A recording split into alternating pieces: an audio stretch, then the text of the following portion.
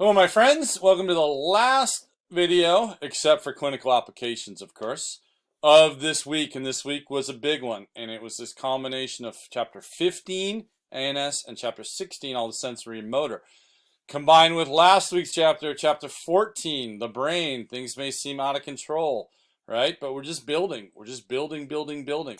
And I know the video length has increased, but we're reviewing, right?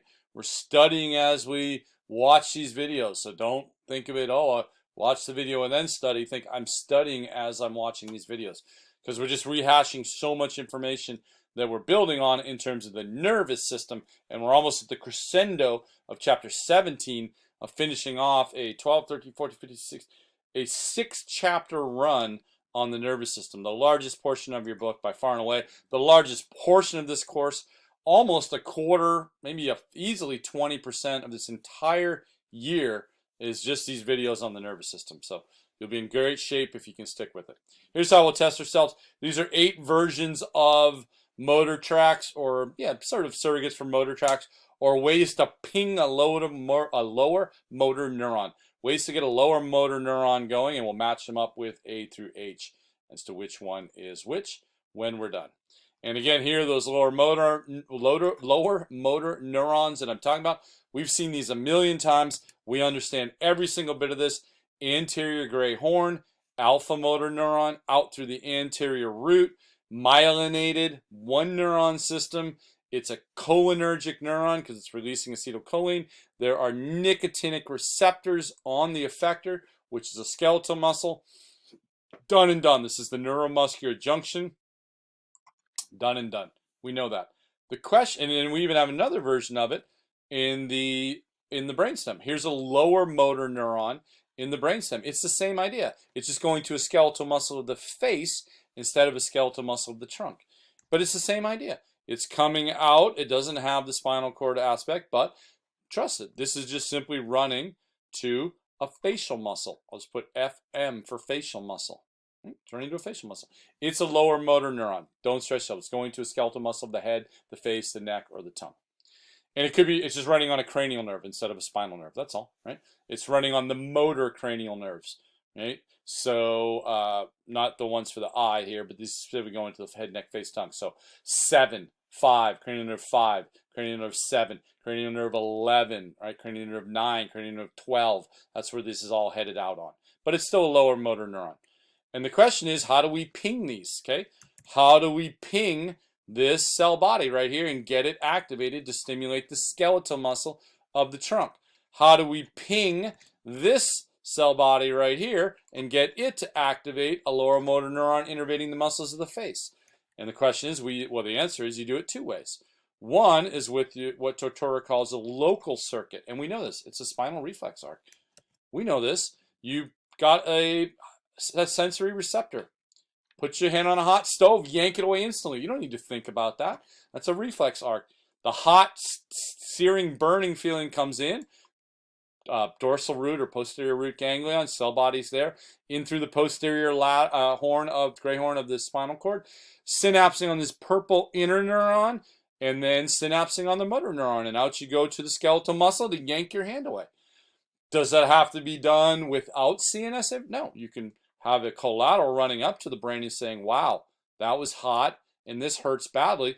But the local circuit takes care of the whole thing from the burned area to the muscle yanking away in this instance that I'm using. So that's a local circuit. And that's a way to ping, because it's all about pinging this cell body of an alpha motor neuron and getting it to get moving and do something. And you can do it with a local circuit.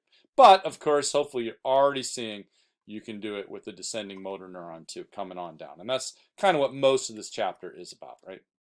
And it's kind of pinging it through the more common pathway, which is bringing down either a corticospinal pathway, right, from the cortex saying, hey, let's move this muscle because now it's not really about, now you got sensory information going up, but in general, you're just making a motor plan, thinking about what you want to do. Or from a lower center, so from a vestibulospinal or reticular or rubro or tectospinal. But anyway, it's some sort of motor plan coming down on a UMN, upper motor neuron, coming down to synapse on this fellow, which is also an alpha motor neuron, but we also know it as an LMN, a lower motor neuron going to the skeletal muscle. So just kind of a two-piece set, 2 orders. Remember with the sensory, there was the 3 orders, primary, secondary, and third order neuron. Here we got 2, the upper motor neuron coming down either from the cortex or from some brainstem centers, and then synapsing with the lower motor neuron, which is going out to the alpha motor neuron, which is going out to the skeletal muscle. Okay.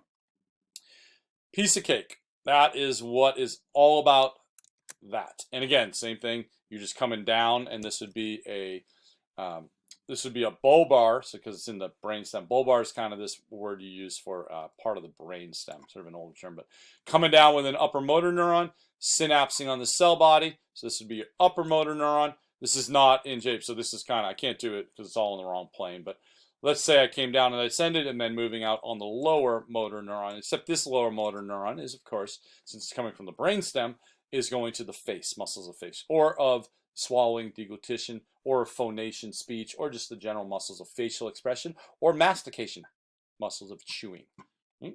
So anyway, same idea, you're just going to different skeletal muscles. So let's look at them. Corticospinal, the big one, the granddaddy of them all. Coming out of the premotor area, the primary motor cortex, mostly, okay?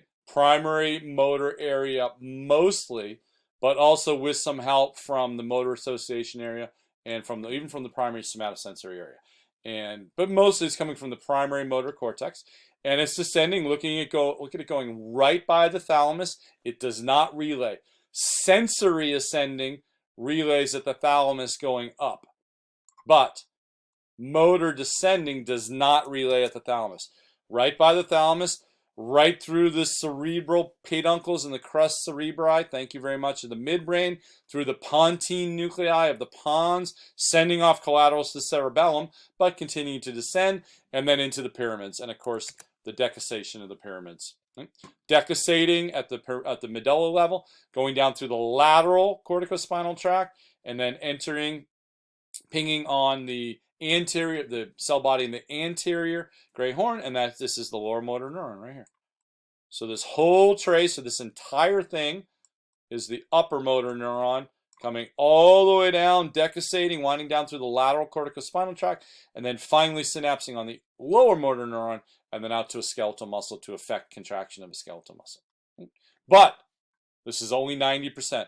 Only 90% of the corticospinal tract does this. There's another 10% that does something different. And what is the difference? This is the 90% of the lateral. The difference is the 10% of the anterior does not decussate here. Watch the picture coming up and you will not see a decussation at the medullary level. You'll see a decussation down at the spinal cord level. So here it comes. See, this is great. Watch this picture. Just take away the decussation and watch it descend straight. So same starting point, same concept from the primary motor cortex with help from the premotor area, motor association area, and even the primary somatosensory area, passing the thalamus, down through the crus cerebri of the cerebral peduncle, down through the pontine nucleus, giving off collaterals to the cerebellum, through the pyramid, but not decussating at the pyramid. Now it's in the anterior corticospinal tract, and then it decussates and pings on the same lower motor neuron, and same effect. It's just doing the same thing. It's just taking a slightly different route, but it's doing the same thing. It's pinging a skeletal muscle to contract. 2 different ways to get there. No big deal. And then we have our corticobulbar, which is again coming from, I'll let you guys kind of figure out. Do you remember how the corticospinal kind of came from up here? Go back to the motor homunculus and look. Oh, I'll show you the motor homunculus in just a moment. But take a look at what's here in the motor homunculus. More of the skeletal muscles. What's over here? Well, where are we going? This is the corticobulbar. We're going to the muscles of the face and the tongue, right? Do you remember what was on the motor homunculus over here? When I show it to you, take a look. The face is over here on the motor homunculus. So that's where these motor neurons, first order motor neuron, or upper motor neuron coming down, thank you very much, through the crus cerebri of the cerebral peduncles, but now it doesn't reach the pontine nuclei. Now it's going to shoot out. And they're showing just 7 and 12. But also know that 5 and 9 and 10 and 11 are also carrying these. They're showing just 7 and 12 for simplicity. But any facial nerve, any cranial nerve that came up with a M for motor, that was not the eyes, so not 3, 4, and 6, But if it came up with an M for motor, like 5, or a B for both, like 5, 7, 9, 10, 11, and 12, it's going to be part of this corticobulbar tract. And it's going to receive stimulation from an upper motor neuron, and then this is a lower motor neuron, synapsing on the cell body and muscles of facial expression. Or this is a lower motor neuron, and this is muscles of the tongue for swallowing, deglutition, or phonation, speaking. Or it could be muscles of the neck, believe it or not, the sternocleidomastoid and the trapezius for moving your head. So all the muscles of facial, smiling, mastication, could be masseter and temporalis for chewing. Okay? But anyway, lower motor neurons that are being activated by these corticobulbar tracts in order to get skeletal muscle effect in the face or the neck. So let's take a look at that motor homunculus that I was talking about. Again, here's your lateral view. Same thing we did in the sensory pathway. Take your section and get ready to spin. Get ready to spin, and there it is. So we just turned to a coronal section. And here's the same image. There's your lateral view, and there's your coronal section, and here's what you're looking at. I screwed this up in the sensory, so I want revenge. This is the lateral sulcus. The lateral sulcus is going to be here. So again, this is part of the parietal lobe. Your primary motor areas are only about here above. This is the lateral sulcus. So they're only going to be superior to the lateral sulcus. So if this is your lateral sulcus, it's only going to be superior. And then down the longitudinal fissure a little bit too. All right? So picture this motor cortex kind of headed around the corner just a little bit around the corner and down through that longitudinal fissure. And again, the number of motor units you have to recruit is not proportional to the size of the muscle of the area. It's proportional to how much you need fine motor or fine movements.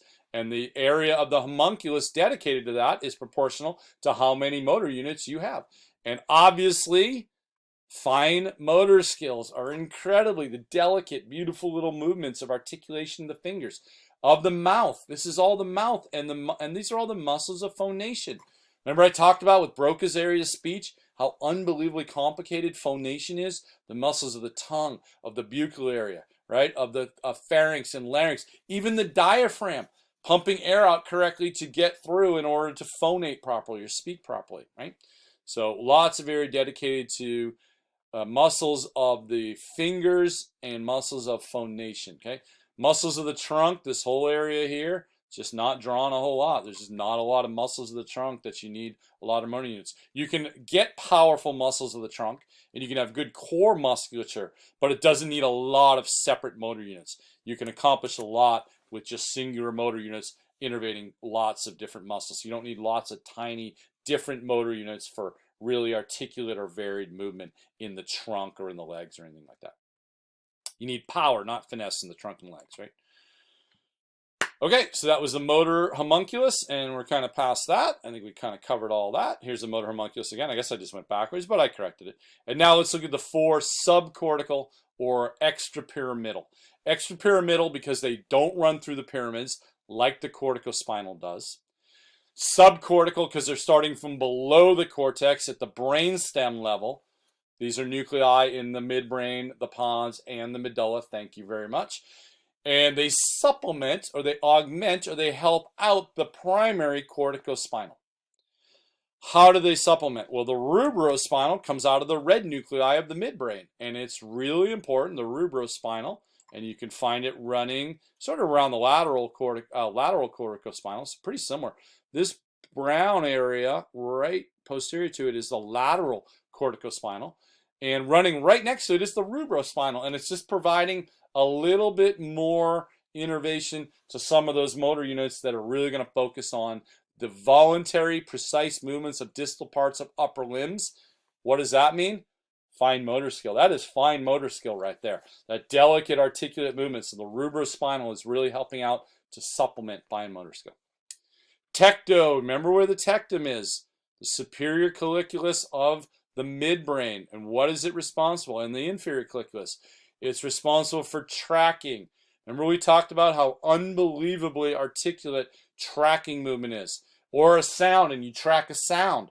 A car running by, and you can track the sound of a car going by. You can track the sound of somebody moving. You can track a visual object with an incredibly complex series of movements, and the tectospinal, you better believe, is helping out with that. All right? And not only the eyes tracking, but you don't watch a tennis match like this.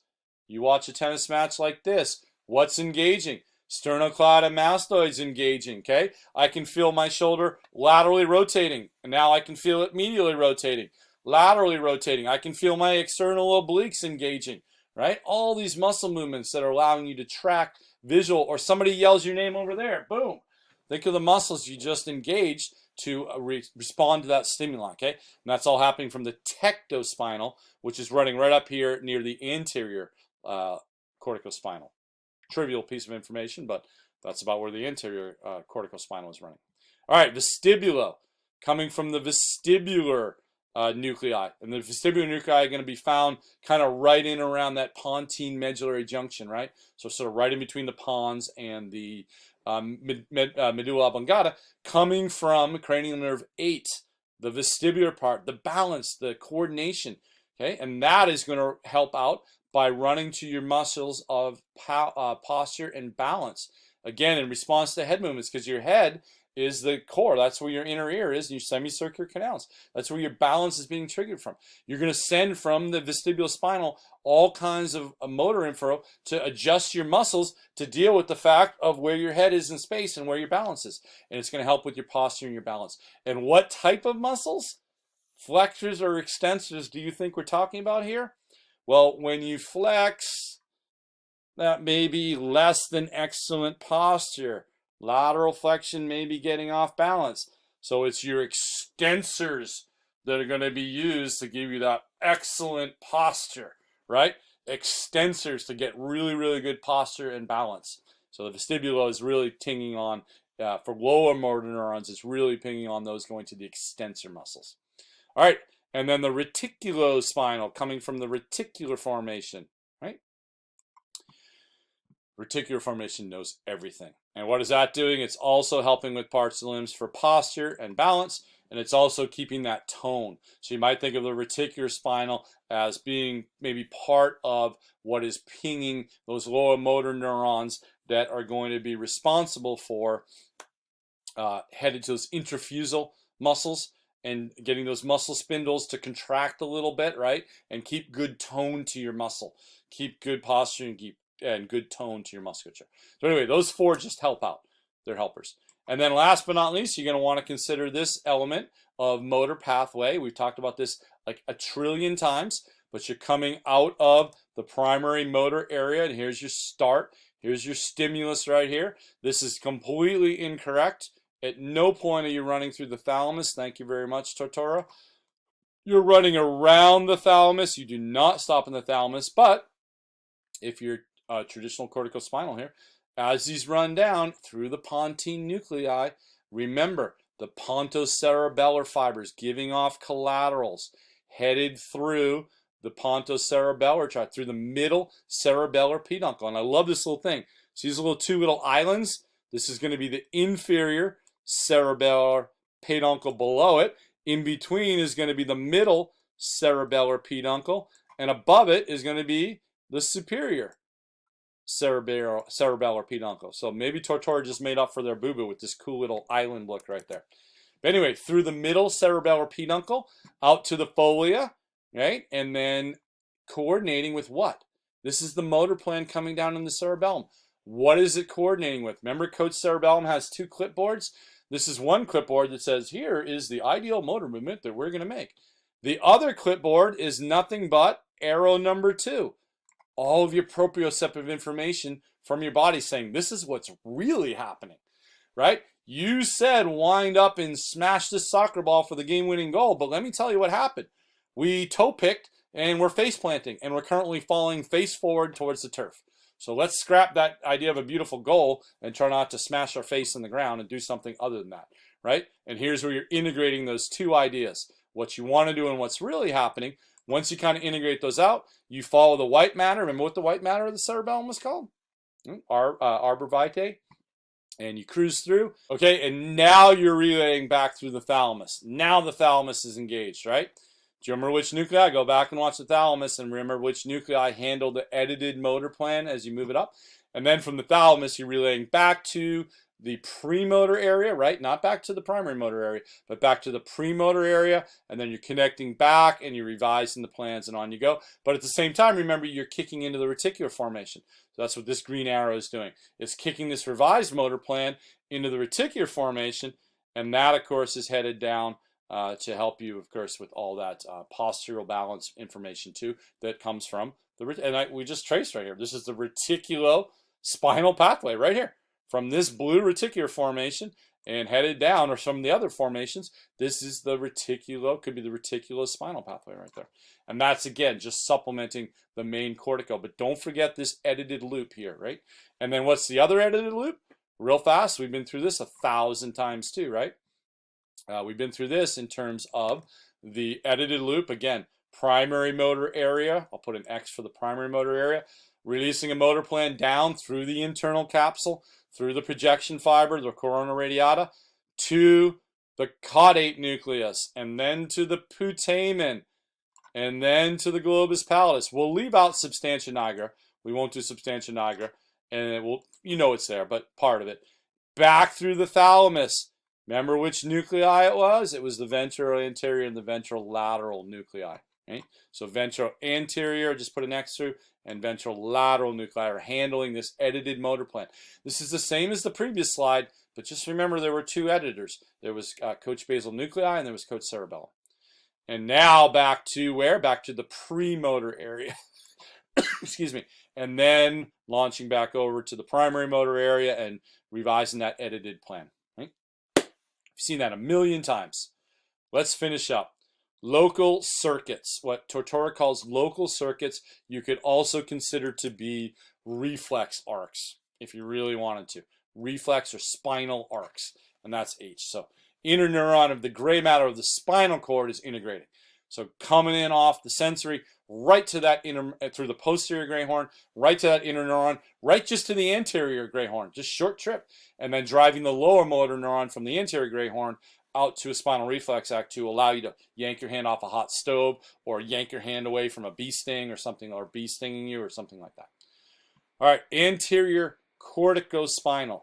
Your anterior corticospinal makes up only a small amount, only 10% of the lower decussating portion of the corticospinal. So it's the portion that doesn't decussate up at the medulla. It goes all the way down to the spinal level and then decussates there and pings the anterior gray horn and the alpha motor neuron there. The lateral corticospinal, of course, then handles 90% of the corticospinal that decussates at the medulla and then travels contralaterally from the medulla all the way down and hits that anterior gray horn on the same side because it's already decussated much, much higher at the medulla. And it pings that lower motor neuron and that skeletal motor neuron there too. And if you go to the spinal cord cross-section, transverse section, you'll see the lateral is 90%, 9 times bigger than the anterior, right? So it carries way more information. Corticobulbar. All right, corticobulbar. Let's put for corticobulbar. How about upper motor neurons from the cerebral cortex that synapse on lower motor neurons, I'm reading C, in the nuclei or at the nuclei of cranial nerves 5, 7, 9, 10, 11, and 12. And that's going to be in the midbrain, in the pons, and in the medulla oblongata, right? And it's going to move the muscles of the face, whether it be for chewing, mastication, facial expression, we're making all kinds of facial expressions, deglutition, swallowing, or phonation with the tongue and speaking. Okay? So it's just skeletal muscles and lower motor neurons that are innervating muscles of the face and the neck rather than the trunks or the limb. And they're called corticobulbar because they're coming out of the brainstem rather than out of the spinal cord. So the lower motor neuron is coming out of the brainstem to feed those face. Because why bring it all the way down to the spinal cord to come all the way back to the face, right? It's coming out of the cortex, so why not just bring it to the brainstem and then right to the face? Don't go all the way down to the spinal cord, I guess is my point. Rubrospinal, coming from the red nuclei and really honing in and really supplementing corticospinal for the purpose of really nailing down all that great fine motor skill. Have you ever heard somebody say you have too much fine motor skill? Has that ever been too much hand-eye coordination? Oh, she's got too much hand-eye. No, you don't have too much hand-eye coordination. You could make millions in areas where other people don't have brilliant hand-eye coordination like billiards or table tennis, things like that. Too much fine motor? No. What does that make you? It makes you a superlative craftsperson, right? Superlative at working with your hands. Why is that ever a bad thing? All right, tectospinal. You're going to be upper motor neurons from the tectum, driving lower motor neurons, innervating skeletal muscles of the head, eyes, and trunk in response to tracking both visual stimuli and auditory stimuli. And all those muscles engaged in helping out specifically to track visual and auditory stimuli, which are at times matters of life and death. But, you know, head down, you pick up those brake lights and you immediately react, right? So you're really you're going 70 miles on the freeway and you see brake lights right in front of you. That's a life or death situation, right? You're in some situation, somebody screams your name with panic, you're about to cross in front of traffic, that could be a life or death situation. How you react to that, and the tectospinal tract, the subcortical or the extrapyramidal, is there to supplement the corticospinal to help you succeed with those responses to visual and auditory stimuli. Vestibulospinal, upper motor neurons coming from the vestibular nuclei. All about your balance, right? All about the inner ear balance, telling you how to get your extensors to kind of fix mostly flexion that's rolling you off balance with your flexion, and get your extensors to kick in and fix it and give you good posture and muscle tone. All right, and the reticulospinal, speaking of muscle tone, is going to come from the reticular formation, and it's going to drive muscles of the trunk and the proximal limbs, okay? The proximal parts of the limbs, so close to the axial skeleton, to maintain your posture, your extensors, your posture, and your muscle tone in and around your trunk to give you good posture and balance. That's it. Done. Thanks for sticking with it. We are done with this massive chapter to finish off the previous massive chapter. We'll get back to a little bit more normalcy on next chapter, next week, when we can just look at the special senses. Just vision, just hearing, just taste and olfaction, and just equilibrium, right? And then just to finish this week, clinical applications coming up. So thank you very much for sticking with it, and I hope you got something out of that.